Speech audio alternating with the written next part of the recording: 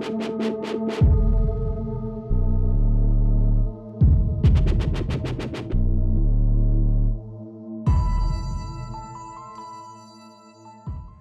this is your virtual tour.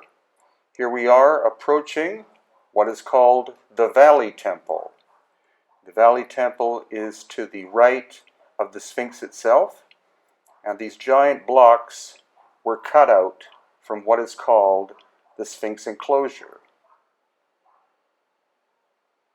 Now what you can clearly see here there are massive granite blocks which were placed in front of a core of bigger limestone blocks. And the erosion on the limestone is very significant. As well, the floor is made of very tight-fitting limestone segments. In some cases you can't fit a human hair in the cracks. In other cases it's heavily eroded. And then here we are outside, walking towards what is called the Sphinx Temple, which is right in front of the Sphinx itself. Again, these blocks were cut out from the Sphinx enclosure. And these very ornate and finely crafted granite blocks were once part of the top of the exterior of the wall. Look at the level of precision. Now here we're looking in behind the gate, and you can see there are other granite blocks that have fallen down in the past and are lined up. We're now walking inside the Valley Temple, past these two caretakers. Again, note the size of the granite blocks. And the floor here is made of a type of alabaster. We're looking down into what was a shaft. And now we're about to walk inside of the Valley Temple. Note the size of these huge granite pillars and the strange weathering patterns that are on them. Looks very much like water. But there hasn't been water in this area for a very long time. And the incredible precision of some of the surfaces. Why, for example, is this black granite or syenite block so well preserved, whereas the others are heavily eroded?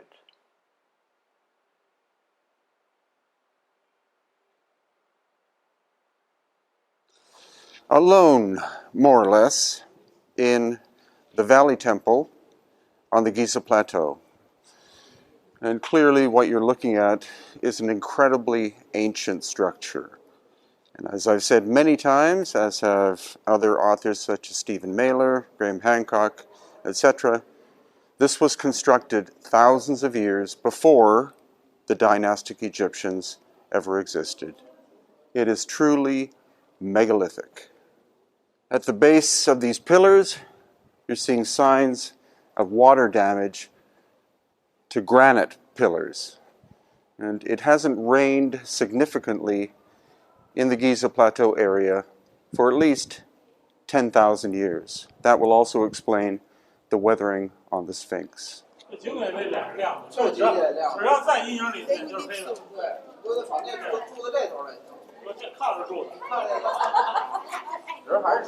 The granite either comes from Aswan or from eastern Egypt, possibly the Sinai or the eastern desert, whereas the limestone was quarried on site. Of course, you're looking at huge slabs of stone that could not have been either cut, nor moved, nor likely put into place during the time of the Bronze Age dynastic Egyptians. So we have to presume, including the weathering, that we're looking at a much, much older structure. Now look at the erosion on these surfaces.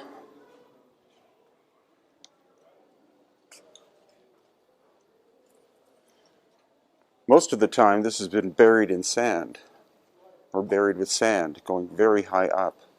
So what would account for this excessive erosion, aside from the fact that it's been here for a very, very long time?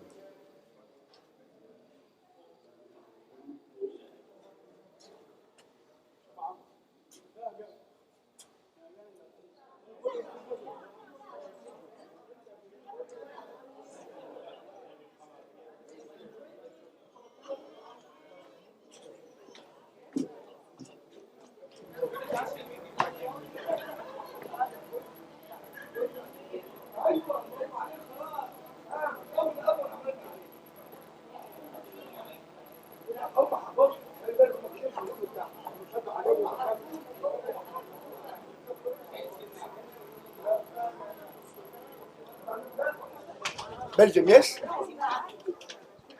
Peru, From is Belgium? Peru, Peru. South America. South America, yes. Yes. Note the vertical erosion.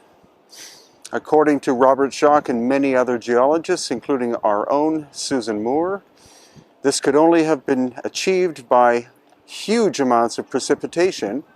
And again, it hasn't rained here in the Giza Plateau area for at least 10,000 years.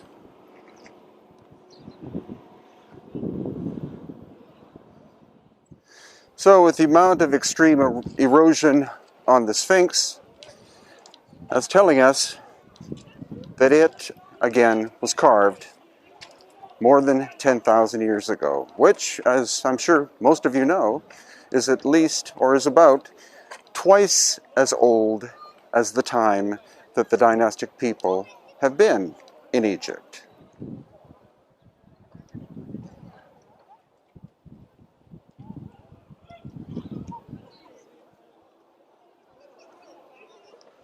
The massive blocks of the Sphinx Temple and Valley Temple in front of me, which originally were one structure, they were hewn out of this area here. So the Sphinx was not made by being cut out or shaped. Megaton blocks, or megalithic blocks, were cut out and moved in front in order to create that shape. And again, you're not talking about something that was likely possible, or let's just admit it, not possible, during the time of the dynastic Egyptians. So when they arrived here 5,000 to 6,000 years ago, they found the Sphinx in place, and they found these three pyramids and some others in the area called the Land of Osiris, or Bu Wizard, already there. And that's why they're so heavily eroded.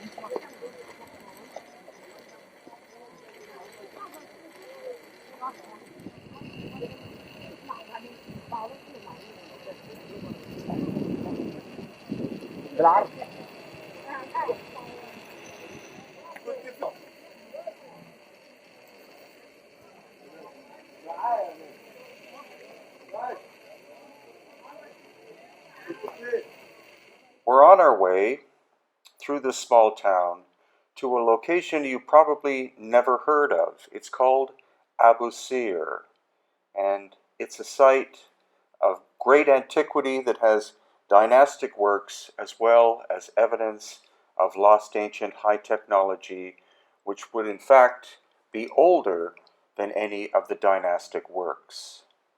Again, it's called Abu Sir, and you need special permission, which we were able to get in order to visit it.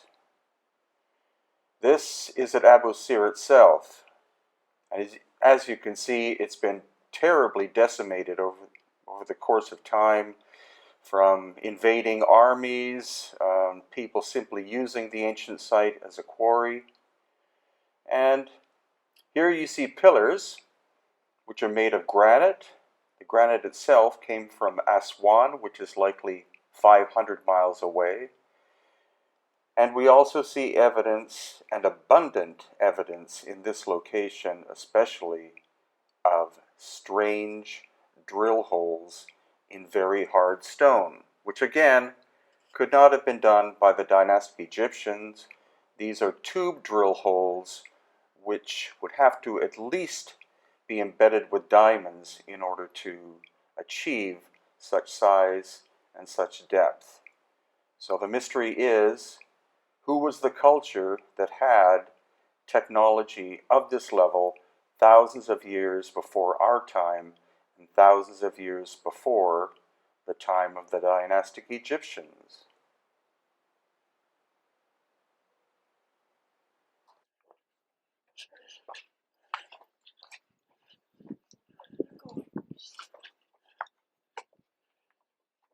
Right inside. It's very straight through. Beautiful. Right. So here you see the level of the devastation of invading cultures and armies, and such a sad sight to see. However, there is also evidence that a massive cataclysm of some kind struck this site actually prior to dynastic times, and the timeline we're looking at is 12,000 years ago. Look at the weird erosion on these limestone posts, as if they were burned by something.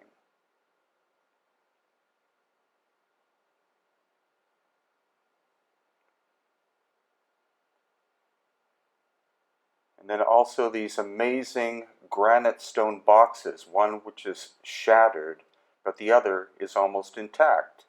In order to get at them, you have to go down through this hole and down this chute and out the other end.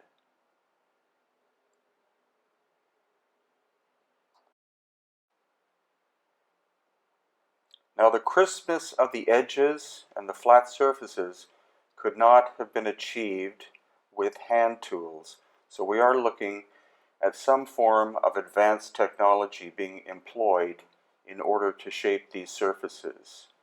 The edges are incredibly crisp after thousands of years, and the curved surfaces are perfectly curved. There are no depressions, no protrusions. So again, it's a mystery as to who did this work, but that's why we encourage you to come with us in March of 2018 and see for yourself.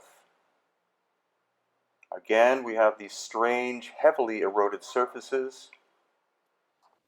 So here at Abu Sir, what I've been showing is the fact that in general, this site is dynastic. Everything lines up north, south, east, and west. However, there are pre-dynastic elements here that are 23 degrees off north, south, east, and west. And that goes along with my theory about a massive cataclysm happening here in the Giza Plateau area 12,000 years ago. The major damage from this cataclysm seems to be here in what is more or less the center of the ancient land called Bu-Wizir, or the land of Osiris. And then when we go south and north, the damage becomes less and less. At one end you have Dashur with the bent pyramid and the red pyramid. The skin of the pyramids is sloughed off. And then the other direction, you go to the Giza Plateau, same thing. The three great pyramids are still there, generally intact, but the skin, or casing stone, is missing.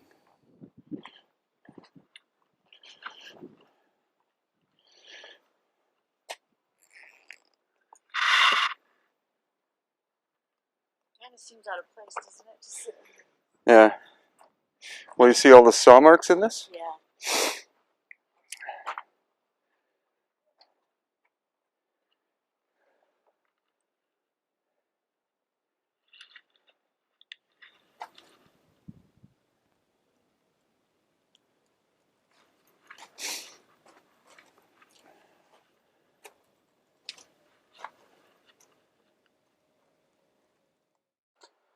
So those saw marks that you saw would require diamond level of technology because the stone is basalt or possibly even a harder siltstone of some kind.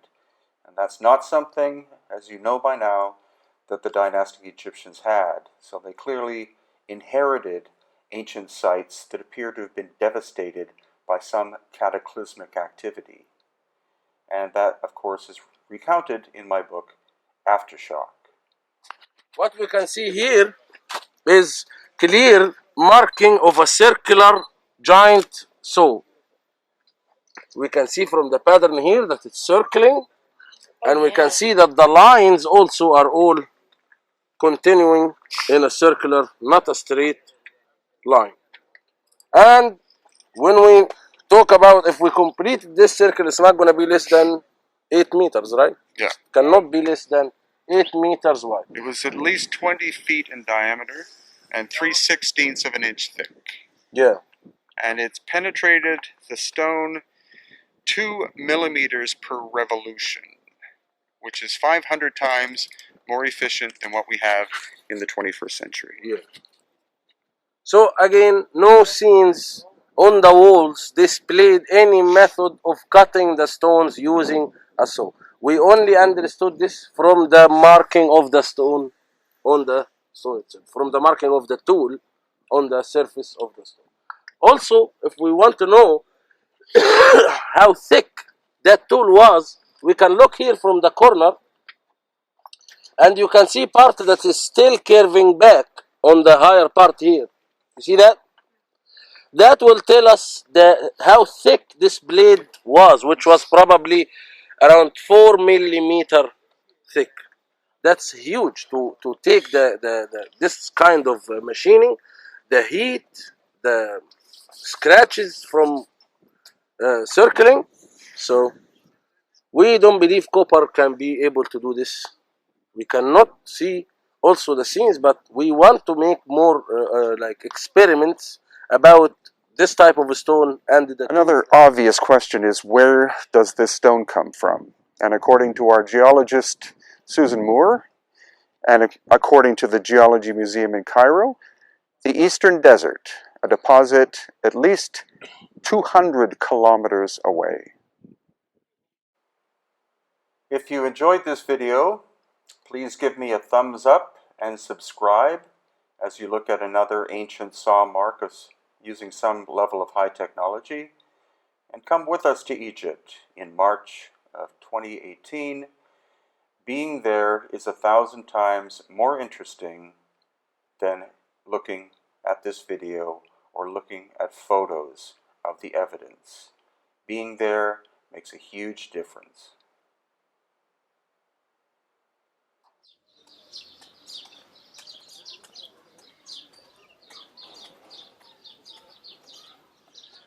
Okay, now we're heading to Abu Gorab, or Abu Gorab, or Abu Gorab, which is a dynastic site, but it also has some very curious pre-dynastic elements, a lot of evidence of lost ancient high technology machining.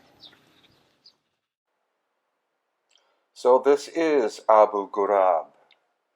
You can see it looks like a desert wasteland, right on the edge though of where there is life. And here we find these large bowl-like things that were found by Flinders Petrie, I believe in the 19th century. And you can see the hole that is strategically located right in the center of each one, but not at the bottom. So very curious. These unlikely were done by hand. Much more likely they were done with some kind of advanced technology.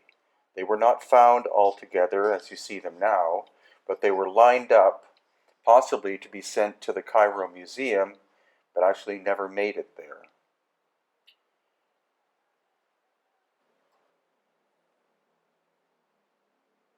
So you see, in terms of the detail, these depressions and these weird cog-like knobs, again, we see signs of machine marks in them. So again, likely they were done using some form of high technology. They're also heavily weathered in places.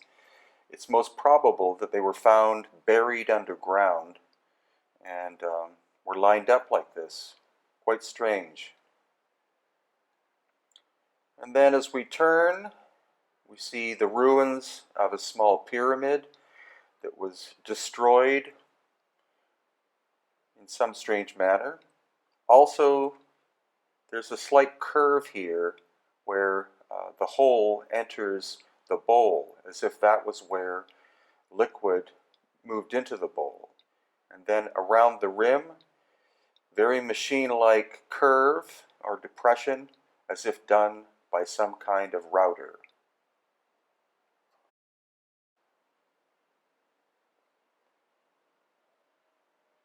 Now, as we advance towards the pyramid, we're coming up first to a very fascinating construction out of stone called the Hotep. And this is comprised of large pieces of the crystalline stone. As you can see, actually there are 6 pieces. And here again, the curvature where the vertical and horizontal surfaces meet are so smooth and even, it's as if they were done by some kind of router. And then we see flat surfaces, which are almost perfectly flat. Very difficult to do by hand. And again, where the horizontal and vertical surfaces meet, we also see some kind of tube drill evidence. And then we have an overview of the Hotep. And here you can see with the compass that this little pyramid is about 23 or 24 degrees off north, south, east, and west, which is quite curious because normally they're lined up perfectly north, south, east, and west. And some of the casing stone is still present, but the whole pyramid, rather than being bashed by vandals, it literally looks like it exploded. And here again we find more evidence of ancient tube drilling.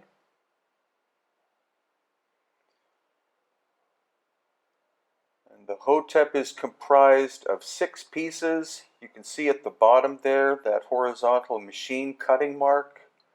And some believe that this is actually the lid of a shaft that goes down and interconnects with a tunnel system.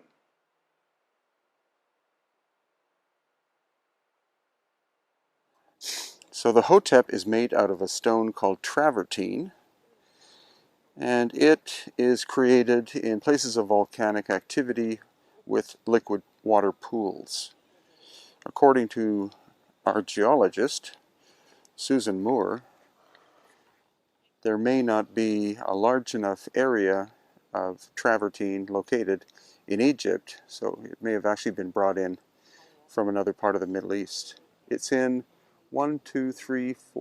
6 sections and perfectly aligned to north, south, east, and west, but the pyramid in behind is 23 degrees off. So the pyramid was created prior to the time of the pharaonic Egyptians, and in fact possibly 12,000 plus years ago. This, no one knows when this was made.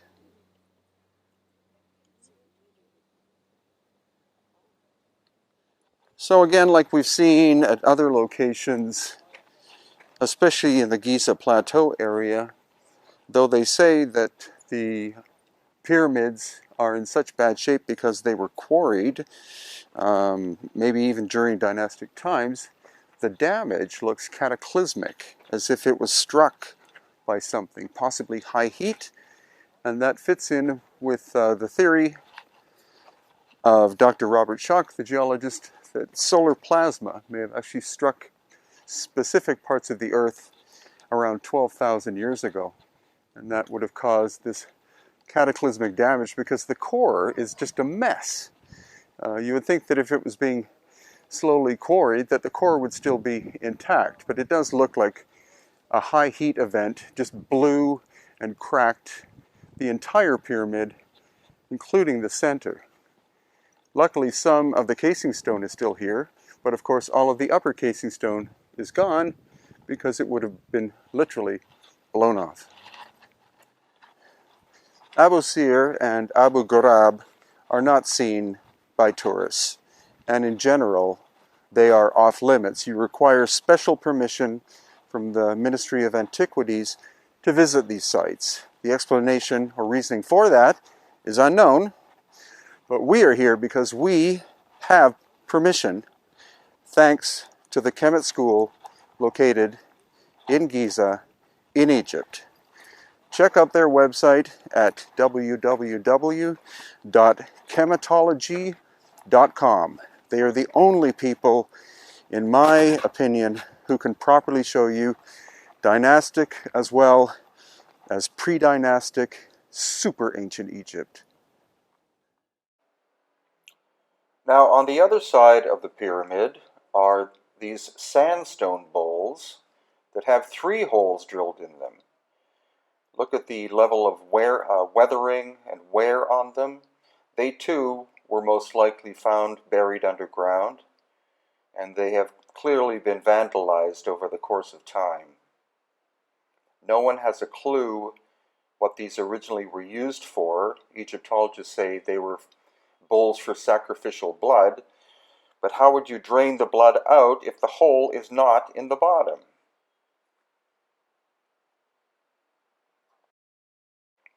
So to me, this entire site, yes, it's been vandalized over the course of time. Some of the stone appears to have scorch heat marks, and so I think this is a very good candidate for the ancient cataclysm of 12,000 years ago. What I'm saying is that 5,000 years ago, the dynastic Egyptians found this and the Giza Plateau and other structures in the area in a state of decay. They renamed them and they reused them for their own purposes. But whoever the original builders were still eludes us to this very day.